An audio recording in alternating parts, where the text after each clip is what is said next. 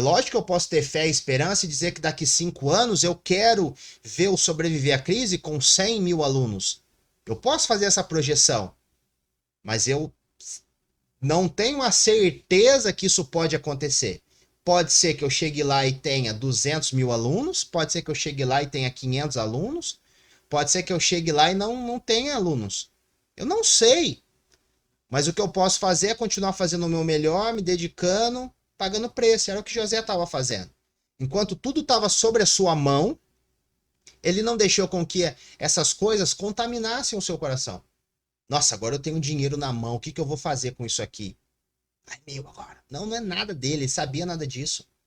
É a mesma coisa no nosso trabalho lá, a gente vai fazer as entregas e alguns clientes nós recebemos à vista.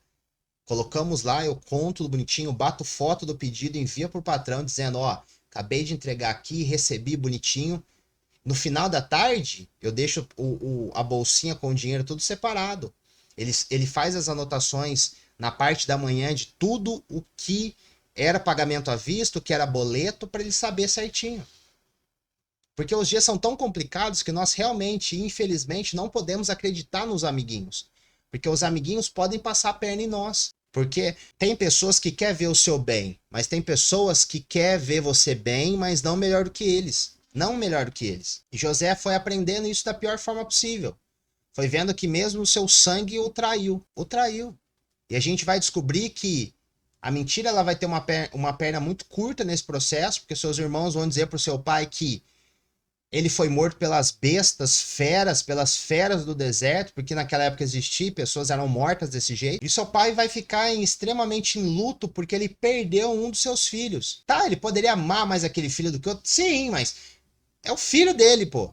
E a ordem correta das coisas encaixar é o quê? Eu, João, tenho exatamente 31 anos, tenho a minha esposa Camila, minha filha Gabriela, e eu espero que a Gabriela enterre a mim e enterre a minha esposa.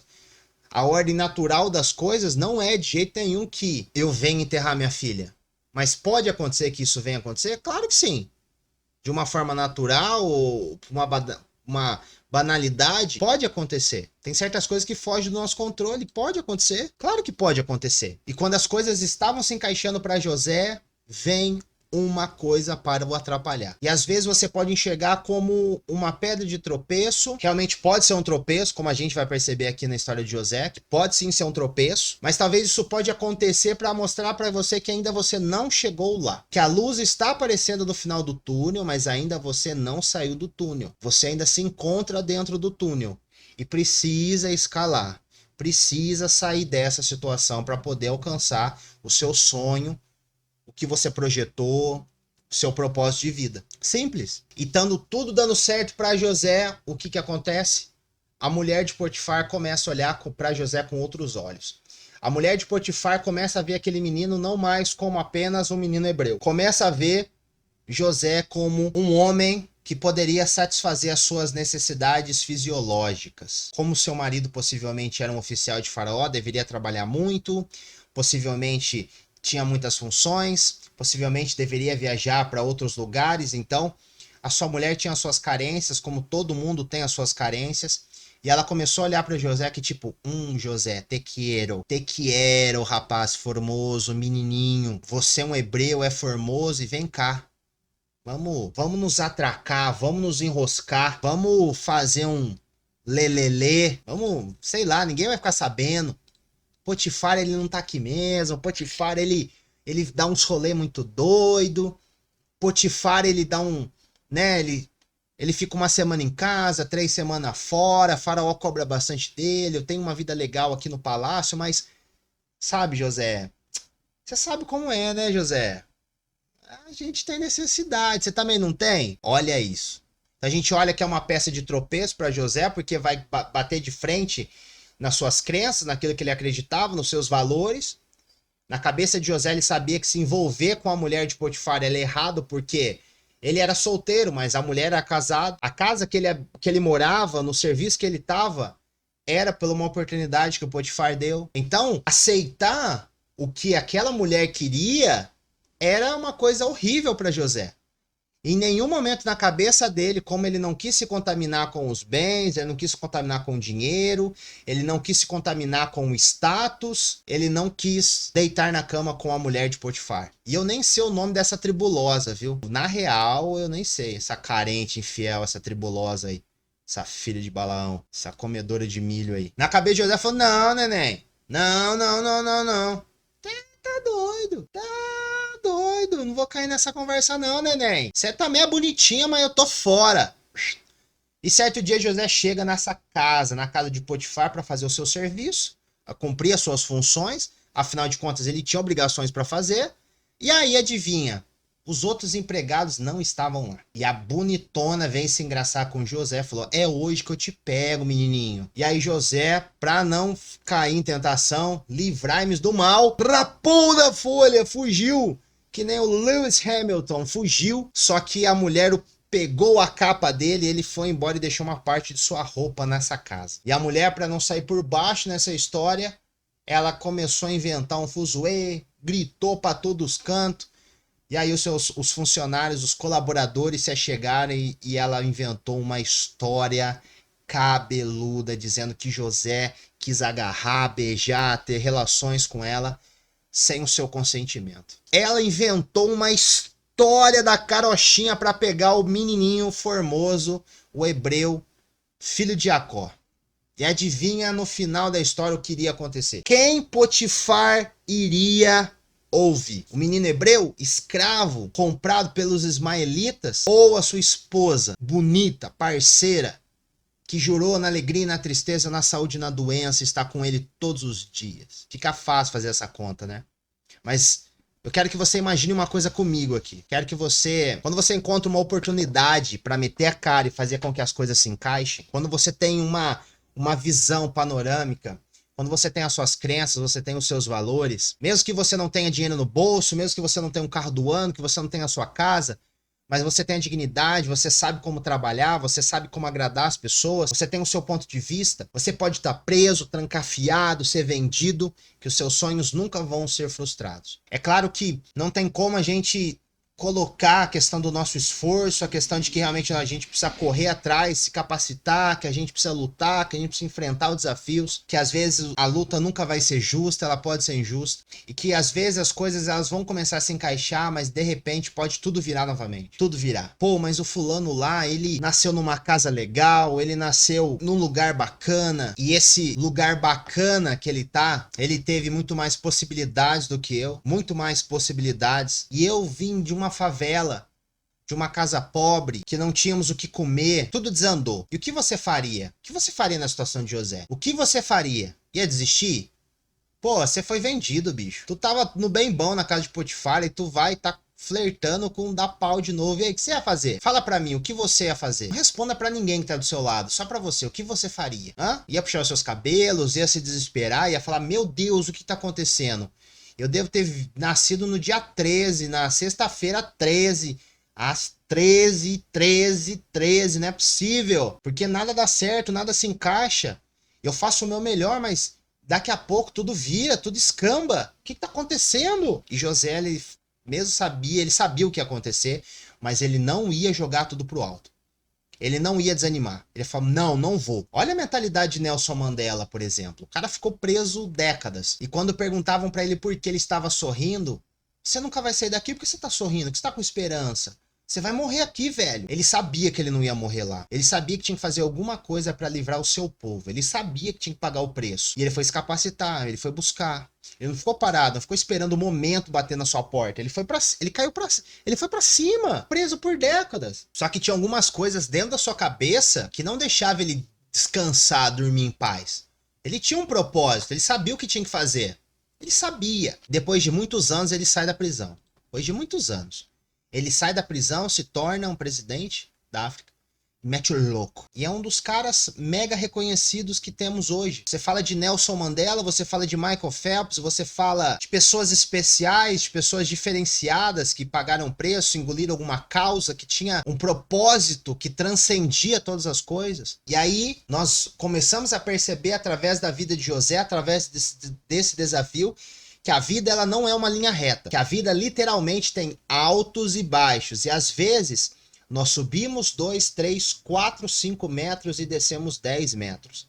Nós começamos aqui, subimos aqui, descemos pra cá, e aí nós falamos, cara, eu saí desse ponto, tava legal. Eu subi, ficou mais top, mas agora desceu, eu tô numa situação extremamente complicada. E o que eu vou fazer? O que eu vou fazer? Você vai manter a calma, vai manter a calma. Foi o que José fez, manteve a calma. Foi preso, a confiança que Potifar tinha sobre José foi perdida, porque afinal de contas, Potifar ia seguir aquilo que a mulher dele estava falando e não o que José estava dizendo. É óbvio que isso ia acontecer.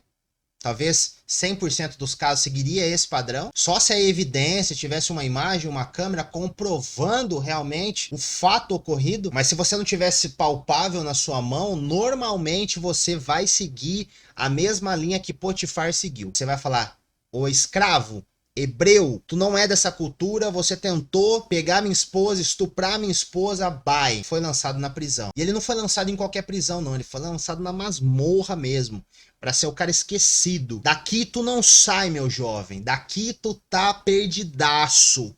Daqui já era. Eu vou fazer de um jeito que você nunca vai esquecer. E ele foi lançado lá. E todo mundo achava que seria o fim de José. Seus irmãos nem sabiam o que tinha acontecido com José.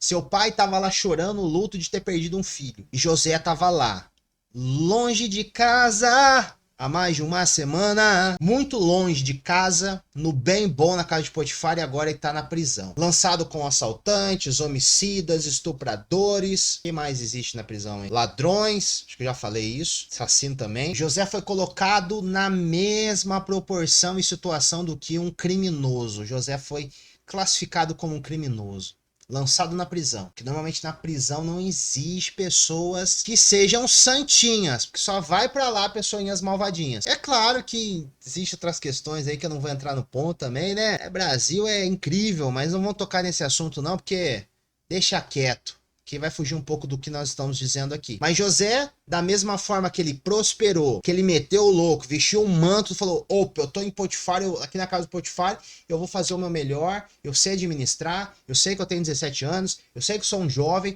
mas eu vou pra cima. Eu sei o que precisa ser feito. E na prisão ele fez a mesma coisa. Quando ele chegou na prisão, ele não era tratado como um criminoso. As pessoas que olhavam José lá e falavam, aqui é um criminoso, tá preso. E realmente ele tava preso. Porém, ele tinha certas regalias que outros presos não tinham.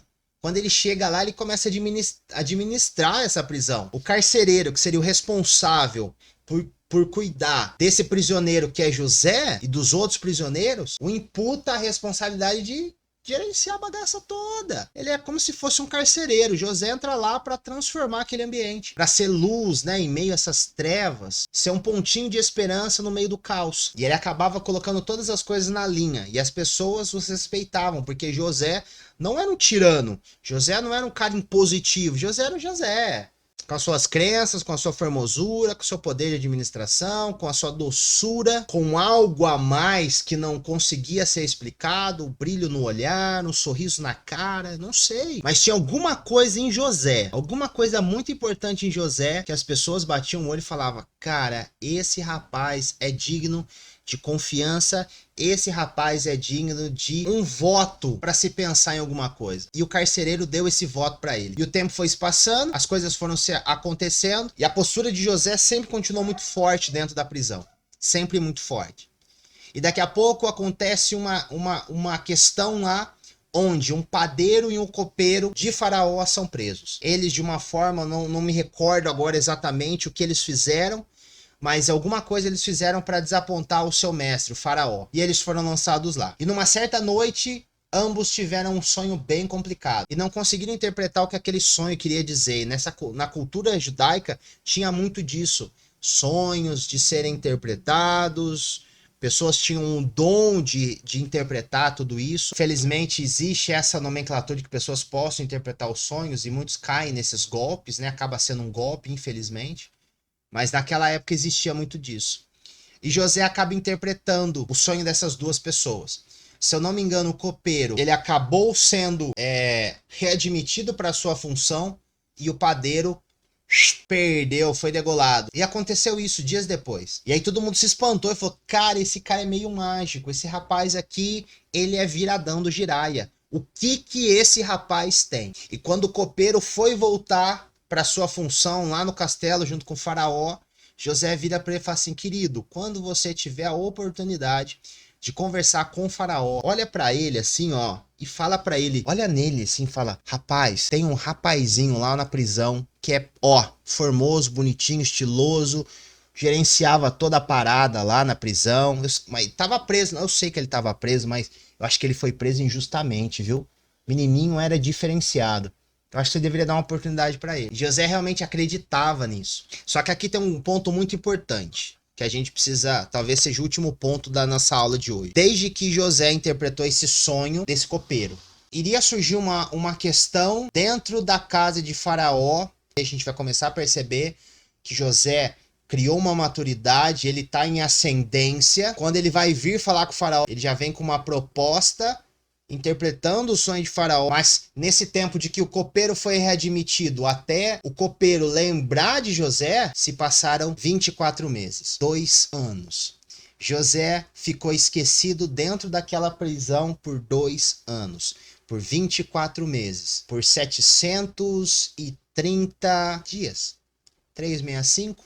É isso. 730 dias José continuou lá fazendo a sua função, como se fosse um carcereiro. Beleza, seguindo o jogo. Já não lembrava talvez mais de Potifar. E uma coisa que me deixa entregado aqui pra gente abrir esse parênteses e fechar ele aqui, e eu quero que você reflita isso hoje. Foram necessários passar 730 dias para que o copeiro lembrasse de José. 2 anos, 24 meses se passaram para que realmente aquilo que José falou, ó, atitude de José, quando você chegar lá, lembre de mim. Não foi de imediato, mas o copeiro lembrou porque Faraó estava precisando. Seria a oportunidade de ouro para esse rapaz despontar, para esse rapaz mostrar o que estava acontecendo na vida dele. 2 anos se passaram. E Faraó teve um sonho onde vacas magras comiam uma vaca gorda e espigas de milho. Tinha espigas de milho ruins, magrinhas, e espigas gordas e fortes que eram devoradas pelas magricelas. Isso tinha uma interpretação que era um ano de abundância que viria e depois anos de abundância e depois anos de pura escassez. E não era o tempo quando o copeiro foi readmitido na casa de Faraó, aquele momento, possivelmente José ele não estava preparado para estar lá. Se ele tivesse pulado essa etapa, pulado esse aprendizado, pulado essa fase da vida dele, possivelmente José não estaria disponível quando a oportunidade viesse. Talvez você está numa situação igual eu, de não entender o jogo do tempo, mas é necessário entender para a gente não bugar, para a gente não pirar, para não acontecer igual quis acontecer comigo no ano passado, de querer tirar minha vida porque as coisas elas não estavam encaixando. Foram necessários exatamente 4 anos desde quando eu tive essa vontade no meu coração de iniciar o projeto do Sobreviver à Crise para colocar ele no ar. De 2017 fui colocar em 2021. E precisou acontecer uma situação tão complicada, não ao ponto de ser vendido pelos meus irmãos, que eu só tenho uma irmã, não ao ponto de ser cobiçado por uma mulher de Potifar, nada disso. Por ser lançado numa prisão de forma injusta, também não aconteceu nada disso, mas foram necessários passar por poucas e boas. Por uma pandemia, por segmento de eventos ser paralisado, para eu perder a esperança na humanidade, nos meus sonhos, nos meus projetos, nas minhas vontades, nos meus planos, para que realmente eu viesse a planejar e colocar o Sobreviver à Crise de uma forma rápida, de uma forma simples, de uma forma diferenciada do que todo mundo anda fazendo por aí, cobrando preços exorbitantes para lançar um projeto de desenvolvimento pessoal.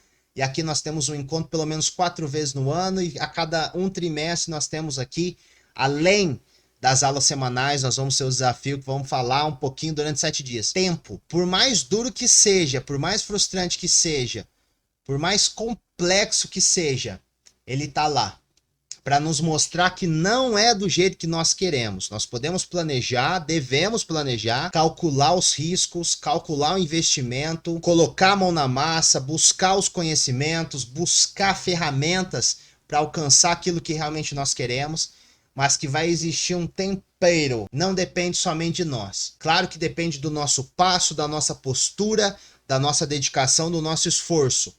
É claro que sim. Alguns passos vão ter que ser no escuros. É óbvio que sim. Mas se o tempo não tiver alinhado, possivelmente a gente não vai conseguir chegar lá. E o tempo de José era nessa limitação que Faraó teve. Nessa dificuldade que aconteceu 2 anos depois que o copeiro foi. E nesse momento eu acredito que José estava muito mais maduro, não estava rancoroso, não estava invejoso, não estava, desculpa a palavra, putaço, porque o copeiro foi trairão. O copeiro foi lá, interpretei o sonho do cara, o cara voltou pra casa lá do bem bom do faraó e o cara me esqueceu. Não. José falou, cara, fiz minha parte, que tinha que ser feito, fui lá, bacana, e tá legal. Tá ruim, mas está bom.